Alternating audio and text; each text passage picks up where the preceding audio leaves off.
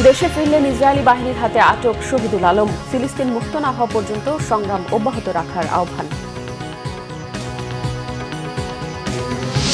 উন্মুক্ত দরপত্রে খরচ কমেছে সৌর বিদ্যুৎ উৎপাদনে। উৎপাদনের লক্ষ্য পূরণে অনেক চ্যালেঞ্জ দেখছেন বিশেষজ্ঞরা। দেখছিলেন ক্রাউন সিমেন্ট সংবাদ শিরোনাম। এবারে বিস্তারিত। ইসরায়েলের কারাগার থেকে মুক্ত হয়ে দেশে ফিরেছেন আলোকচিত্রী সাংবাদিক মানবাধিকার ব্যক্তিত্ব শহীদুল আলম। দেশবাসী ও সরকারকে ধন্যবাদ জানিয়েছেন তিনি। ফিলিস্তিনকে মুক্ত না হওয়া পর্যন্ত বিশ্ববাসীকে লড়াই চালিয়ে যাওয়ারও আহ্বান জানান শহীদুল আলম। আজ ভোর 4:55 হযরত শাহজালাল আন্তর্জাতিক বিমানবন্দরে অবতরণ করেন তিনি।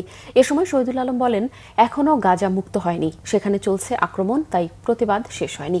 মুক্তির পর তেল আবিব থেকে তুরস্কে পৌঁছান তিনি। আলোকচিত্রী শহীদুল আলম সহ কনসার্ন জাহাজের সকল সাংবাদিক, স্বাস্থ্যকর্মী ও ক্রু সদস্যদের বুধবার ভোরে অপহরণ করে ইসরায়েলি দখলদার বাহিনী।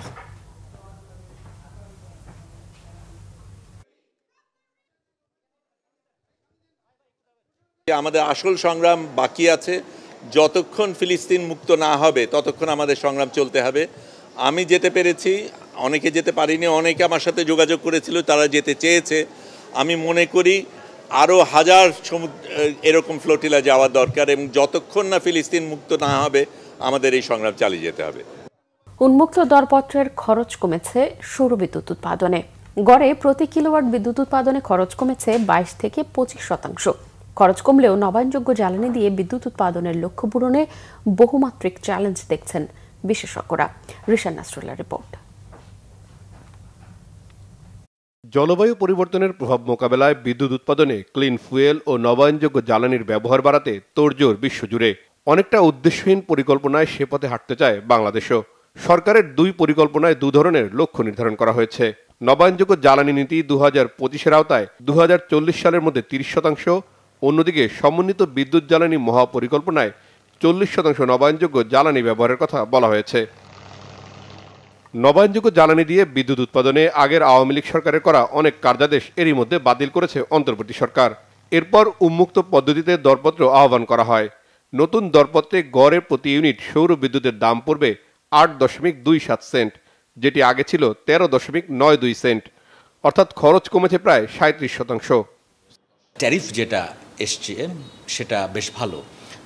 সর্বনিম্ন এসছে 7.49 সেন্ট এবং অ্যাভারেজ হচ্ছে 8.27 সেন্ট। এটা কাগজে কলমে এবং প্র্যাকটিক্যালিও চিন্তা করলে বোঝা যায় যে আমাদের প্রাইসটা কমা দরকার। সেই হিসেবে গভর্নমেন্টের অবজেক্টিভ যেটা কম্পিটিশনের মাধ্যমে কমানো, সেটা তারা করতে পেরেছে। এবং প্রজেক্ট যদি এই ট্যারিফে বাস্তবায়ন করা যায় এবং চ্যালেঞ্জগুলো অ্যাড্রেস করে, তাহলে ডেফিনেটলি এটা একটা বেঞ্চমার্ক হয়ে দাঁড়াবে এবং ফিউচার প্রজেক্টে খরচ কমানোর আরও সুযোগ আছে। মানে এখন যারা দরপত্র দিলেন তাদের মধ্যে স্বচ্ছতার ভিত্তিতে আমরা হয়তো বাছাই করলাম, তো তারপরে এটা যখন ইমপ্লিমেন্ট করতে যাব তখন দেখা যাবে কি যে এই দরদাতারাই আবার নতুন করে পলিটিক্যাল গভর্নমেন্টের সময় আগে যেরকম করেছেন তারা দর দিয়েছেন একরকম, কিন্তু তারা ধাপে ধাপে সেই দর আবার বাড়িয়েছে। সেইটাকে কিভাবে আমরা মোকাবেলা করবো সেটা একটু চিন্তা করতে হবে এখন থেকে, এবং এই শর্তের মধ্যেই বিষয়গুলো উল্লেখ করে দিতে হবে যে যৌক্তিক কোনো কারণ ছাড়া এই দর বাড়ানো যাবে না। নবায়নযোগ্য জ্বালানি দিয়ে 2040 সালের মধ্যে 40 অথবা 30% বিদ্যুৎ উৎপাদনের লক্ষ্যমাত্রা পূরণে দরকার হবে 35 থেকে 42 বিলিয়ন মার্কিন ডলারের বিনিয়োগ। এর মধ্যে সৌর বিদ্যুৎ খাতে 16.5, বায়ু বিদ্যুতে 12.6, জলবিদ্যুৎ উৎপাদনে 6 বিলিয়ন এবং আমদানি ও অন্যান্য খাতে দরকার হবে 7.5 বিলিয়ন ডলার। আমরা যদি লঙ্গার রানে চিন্তা করি বিনিয়োগের কথা, তাহলে আমাদের কয়েকটা অ্যাপ্রোচ হতে পারে। স্পেশাল ইকোনমিক জোন আছে, সেখানে আমাদের জায়গা আছে, সেই জায়গাগুলোতে গভর্নমেন্ট জায়গা অ্যালোকেট করে দিতে পারে ভবিষ্যতের প্রকল্পের জন্য, এবং সেগুলোকে রেডি করতে পারে করে বিনিয়োগকারীদের এই জায়গাগুলোর এগেনস্টে টেন্ডার করে তাদেরকে আগ্রহী করতে পারে। সেক্ষেত্রে যেটা হবে, কম্পিটিশনটা আরও বাড়বে এবং গভর্নমেন্ট জমি দেওয়ার কারণে ইনভেস্টরদের যে রিস্ক আছে, রিস্কের একটা পার্ট এখানে কিন্তু মিটিগেট হয়ে যাচ্ছে। অর্থায়নের মডেলের জন্য আসলে আমরা একটা বন্ড চালু করতে পারি, মানে সভরিন বন্ড হতে পারে, এবং সেই বন্ডের এই মুহূর্তে তো আমরা দেখতে পাচ্ছি যে খুব ভালো কাজ করছে।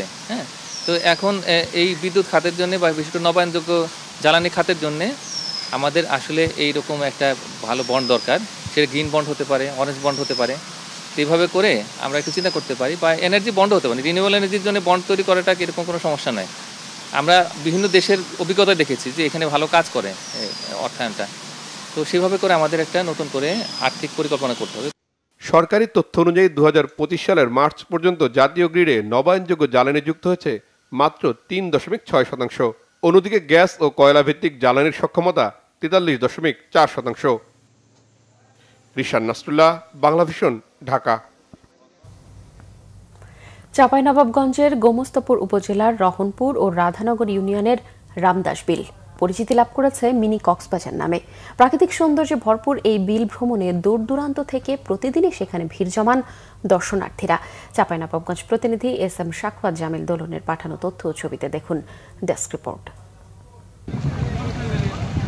চাঁপাইনবাবগঞ্জের গোমস্তাপুর উপজেলার রহনপুর ও রাধানগর ইউনিয়ন জুড়ে বিস্তৃত এই বিলটি রহনপুর পৌর এলাকা থেকে প্রায় 5 কিলোমিটার দূরে।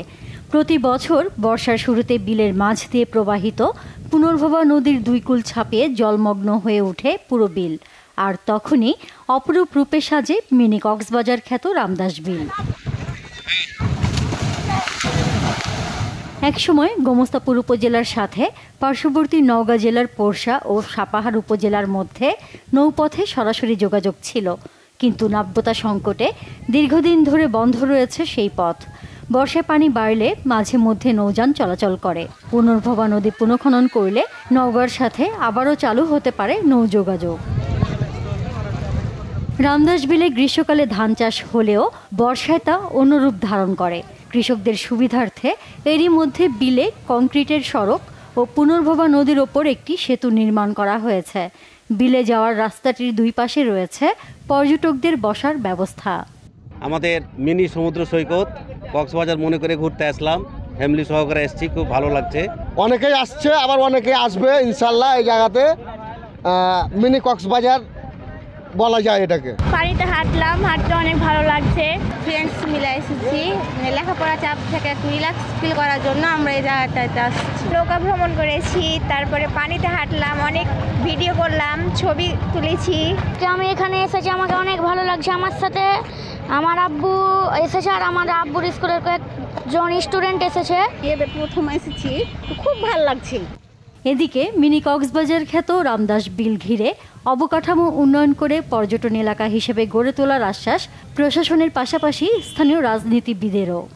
সরকার বিভাগ কর্তৃক সাবমার্জিবল একটা রাস্তা করেছে, রাস্তাটা কিছু বাকি আছে অংশ, সেটাও আমরা দ্রুত করে দেওয়ার প্ল্যান করেছি। খুব দ্রুত এটা সম্পন্ন হবে।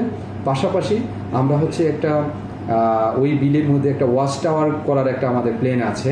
জনগণের ভালোবাসা নিয়ে সামনের দিনগুলোতে যদি বিএনপি সরকার গঠন করতে পারে, তাহলে জনসাধারণের সার্বিক জীবনমান উন্নয়নের জন্য যা যা করণীয় তা করা হবে। রামদাস বিল খুব শিগগিরই পর্যটন এলাকা হিসেবে গড়ে উঠবে, এমনটাই প্রত্যাশা দর্শনার্থী সহ স্থানীয়দের। Banglavision news desk. এই ছিল এখনকার মতো। পরের সংবাদ সকাল 11টায়। এতক্ষণ সঙ্গে থাকায় ধন্যবাদ।